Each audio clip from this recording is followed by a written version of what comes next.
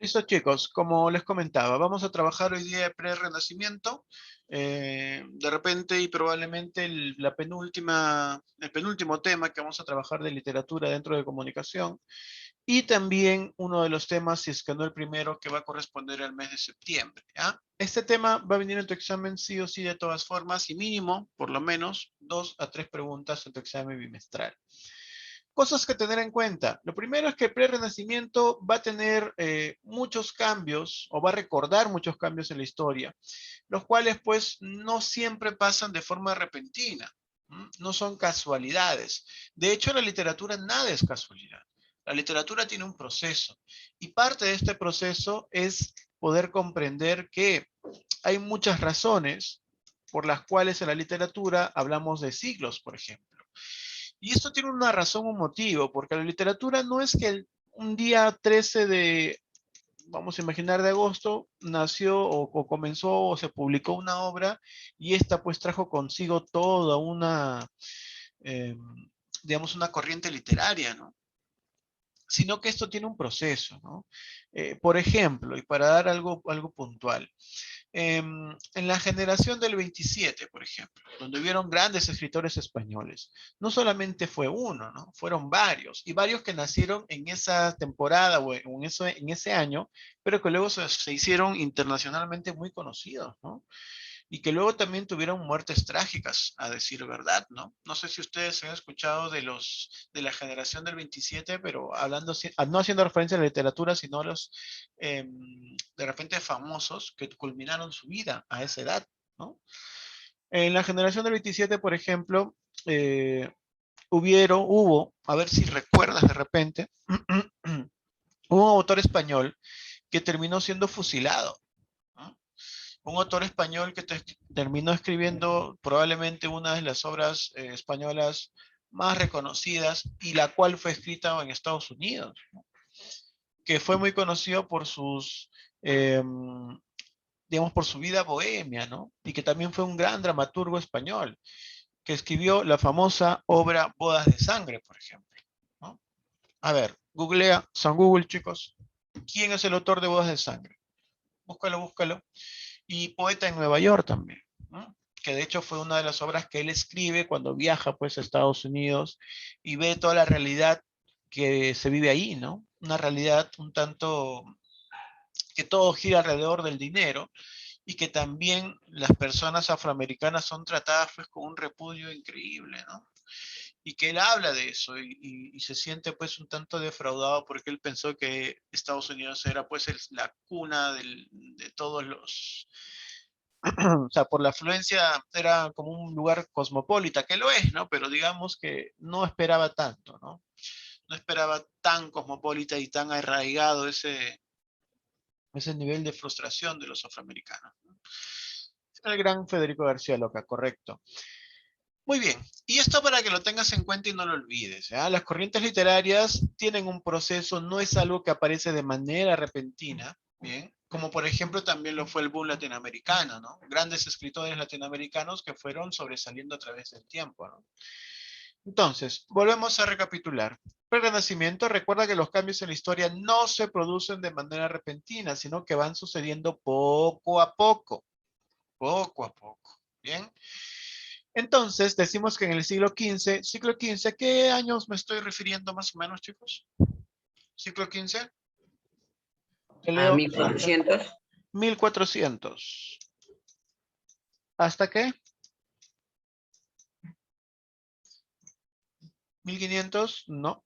1499, porque 1500 ya sería siglo XVI, ¿no?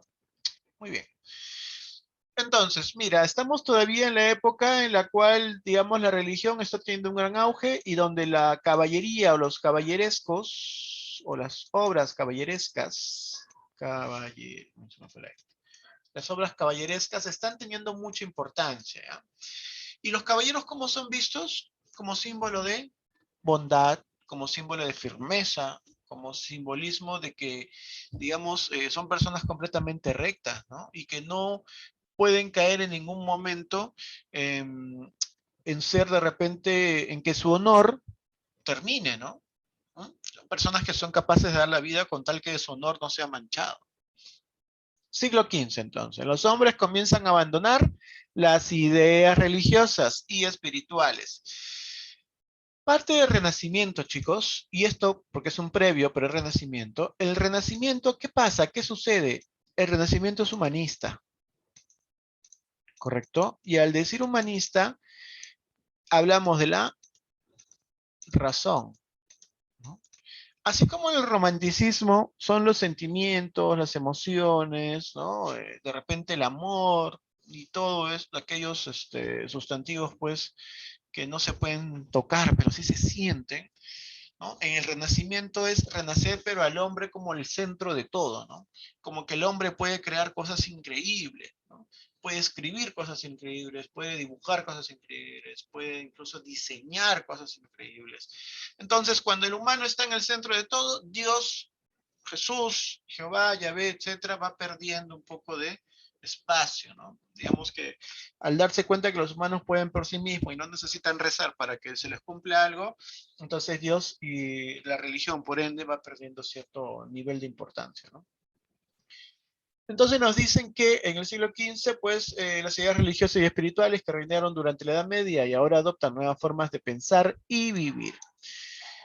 A ciencia cierta, la religión ha estado presente durante mucho tiempo y lo seguirá estando, ¿no? No solamente la católica que todos conocemos o la cristiana, ¿no? Sino actualmente hay muchos otros escritores que no profesan ninguna de esas dos religiones, ¿no? Que de repente en algún momento fueron las más desarrolladas, ¿no? Sino que profesan otras, ¿no?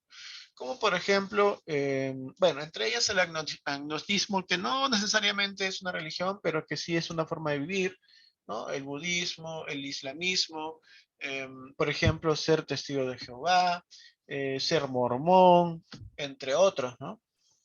Grandes escritores pertenecen a otras religiones y ya no todo estaba centrado, ¿no? En el cristianismo, el catolicismo que profesaba tanto los españoles y que profesaban también, pues, en gran parte de Roma, ¿no? Razones principales de la llegada del prerrenacimiento. Uno de ellos es el desarrollo de la burguesía. Pregunta, chicos, ¿qué es la burguesía? Y si no saben la respuesta, San Google, por favor, ¿ya? Aprovechemos la facilidad que tenemos para, digamos, buscar datos en Internet durante la clase. ¿Qué es burguesía? Vamos, vamos, tú puedes. ¿Qué es burguesía?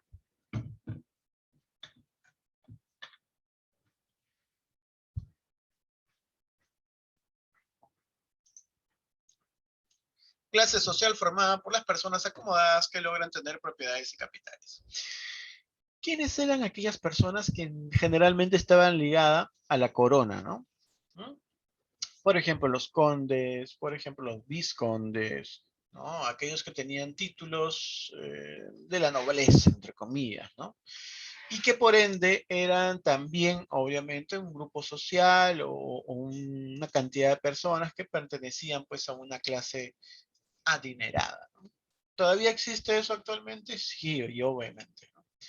Entonces, desarrollarse la burguesía a haber más personas más adineradas y por ende en un nivel socioeconómico alto, el cambio de la mentalidad de la nobleza va teniendo otro sentido, ¿no? Actualmente es muy difícil afirmar de que alguien se preocupa mucho porque, digamos, porque su palabra sea 100% verídica, ¿no? A veces escuchamos las frases comunes que dicen, no, no, no, te doy mi palabra que mañana a las 8 estoy ahí. Y al día siguiente llegarás a las 8:30, ¿no? Entonces, la palabra o de repente el honor o la significancia de que uno dé su palabra ha perdido mucho contexto a través del tiempo, ¿no? Prácticamente ya hasta ni sentido tiene, ¿no? Es un poco difícil de creer. Pero la nobleza en su cambio de mentalidad también fue obviamente ligada a la burguesía, ¿no? Otro más es la fundación de las primeras universidades. Obviamente, dentro del Renacimiento también vamos a ver las primeras universidades que se van desarrollando y ellos en la gran mayoría tienen también cierta, digamos, función, obviamente pedagógica y todo lo que tiene que ver con la enseñanza, pero también está, no muy lamentablemente, pero un tanto ligado a los que están en contra de la religión, ¿no? Porque una universidad está ligado con la ciencia, ¿no? Con las investigaciones. Y recordarás que un tiempo en nuestra historia, aquellos científicos, investigadores eran un tanto rechazados y buscados, y en algunos casos dados muerte por muchos religiosos, ¿no? El renacimiento de las monarquías europeas. Burguesía. Ahora búscame qué es monarquía, por favor. ¿Ya? ¿Ya encontraste burguesía? Busca monarquía. Vamos, vamos.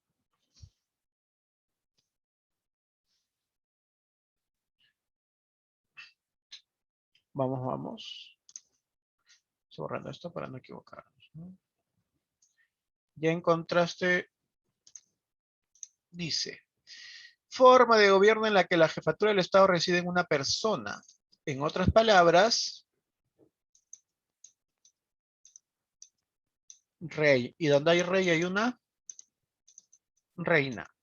Pregunta, ¿en qué países del mundo o en qué de repente conglomerados del mundo aún existen reyes y reinas?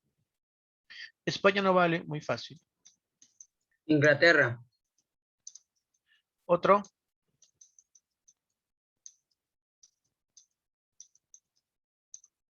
Suecia. Suecia. Sí. ¿Te acuerdas que hay una reina que dicen que es inmortal y que no va a morir nunca? Reino. Que también en algunos lugares de Gran Bretaña, ¿no? Uno más. Noruega.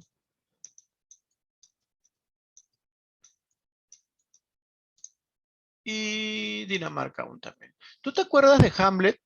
Hamlet, ¿te acuerdas? ¿Cuál era la guerra entre quiénes? Noruegos y Dinamarca, ¿no? Y en ambos tenían sus reyes, ¿no? De hecho, Fortinbras era el príncipe de Noruega, ¿te acuerdas? Entonces, son, digamos, países, o que ya ahora son países, pero que tienen mucha relevancia, ¿no? Pero la función de rey o reina ha ido cambiando a través del tiempo, ¿no? Por ejemplo, la función que tiene la reina de Reino Unido, valga la redundancia, si se podría decir, ella tiene más una función de consultora, ¿no? No sé si has tenido la oportunidad de ver esta serie que históricamente y literariamente te va a ayudar mucho, que es The Crow. Yo te recomiendo que la veas. Es una de las series probablemente con más historia en Netflix. Que nos habla pues de Churchill, por ejemplo, uno de los grandes estrategas del Reino Unido y que logró salvar durante esta Segunda Guerra Mundial muchas vidas, ¿no? Haciendo pues una especie de, se podría decir, de recuperación de personas, pero usando no barcos de la Armada, sino usando pequeños botes, ¿no? De los pescadores, en fin. Y que nos habla un poco de la función de la reina en este lugar puntual, ¿no? O sea, el renacimiento de las monarquías, hubo un tiempo, chicos, donde ya perdió mucha importancia, porque su forma de ver o tratar a su pueblo había caído pues en una desgracia total, ¿no? Y tú sabes que los reyes y reinas tienen como gran base, digamos, ¿no? O son, entre comillas, o se dicen también que eran designaciones del mismísimo Dios, ¿no? Como en algún momento fue el Papa, San Pedro, por ejemplo, ¿no?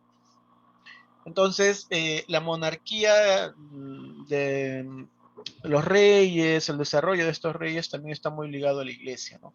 Y como la iglesia comienza a perder sus cimientos, también los reyes comienzan a perder ese nivel de poder, ¿no? Y en muchos países, incluso los mismos habitantes, comienzan a derrocar a sus reyes y reinas, ¿no? Por ejemplo, en The Crown, que te comento de la historia, pues, de esta reina Isabel, cuenta cómo su mismo esposo, que luego se convierte en su rey, entre comillas, pero ese mismo era una especie de príncipe, ¿no? Pero que luego fue derrocado por el mismo pueblo porque se dio cuenta que su reinado no era pues para nada bueno, ¿no? Les estaban llegando a la desgracia. Y esos mismos países luego fueron ya, su forma de política fue otra distinta, ¿no?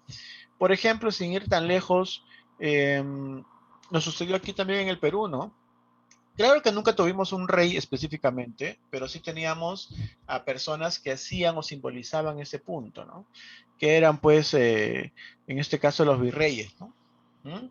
y que vivían y se asentaban en el centro de Lima. Bueno, luego de eso tenemos la expulsión definitiva de los árabes de España, caso importante, muy importante. Luego tenemos el nacimiento de una corriente, perdón, cultural llamada el humanismo, ¿no?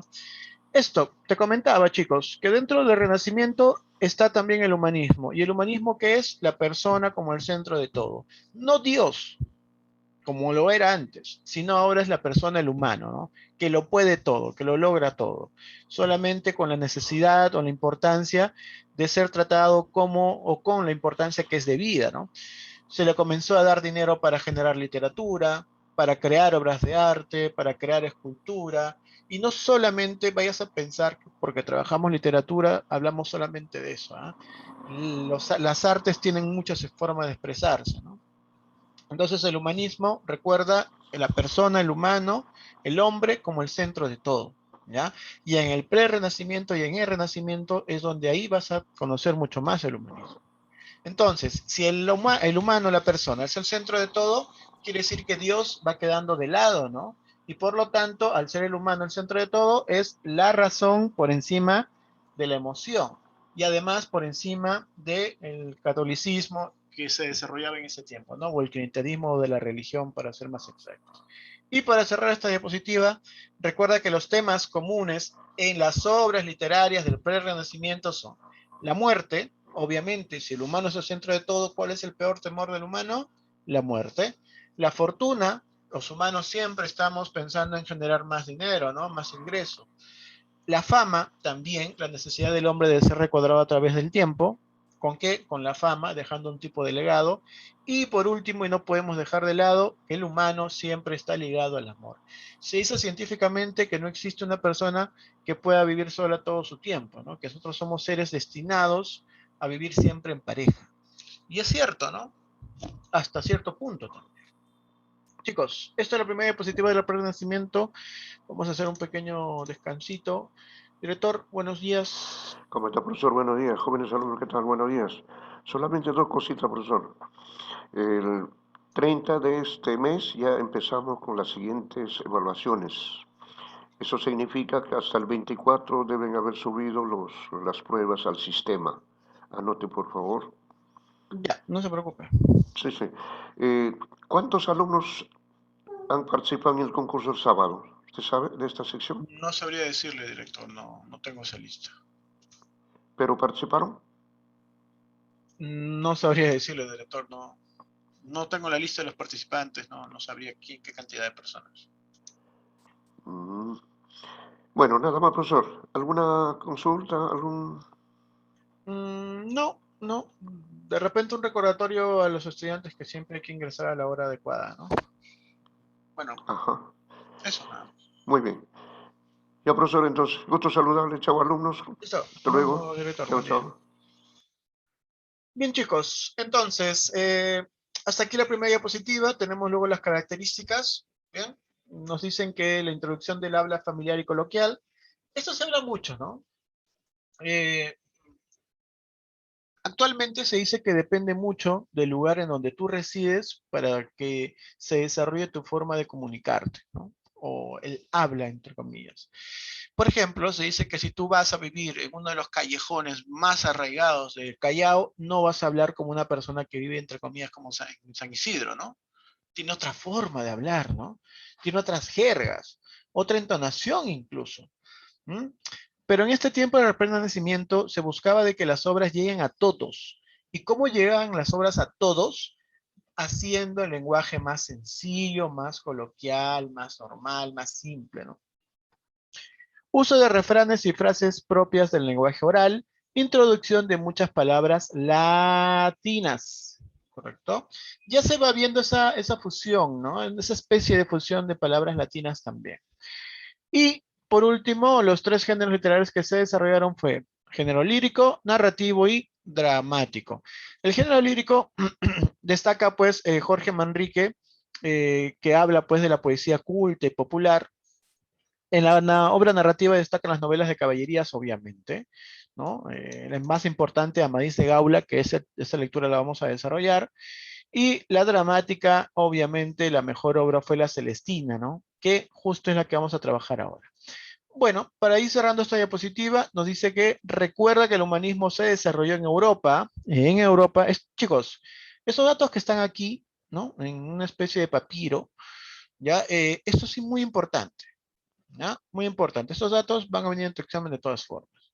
Dice, recuerda que el humanismo se desarrolló en Europa a partir del siglo XV, a partir del siglo, o sea, después del Renacimiento, y que trata sobre la confianza total en el humano, su razón y capacidad para cultivar todo lo relacionado a la sabiduría.